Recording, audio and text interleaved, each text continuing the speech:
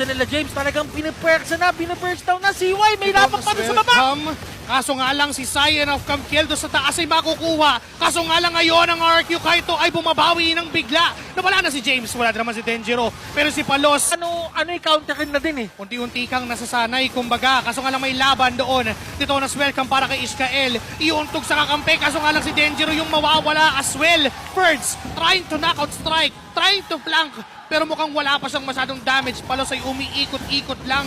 Gumugulong-gulong lang. Ishkael! Ishkael with a flicker. I am offended play to the ng Echo Proud. Ngayon may Lord na nagmamarcha, 5 laban sa 5. Gitna yung punta at mukhang dediretso pa. Ngayon Echo Proud, kumakatok.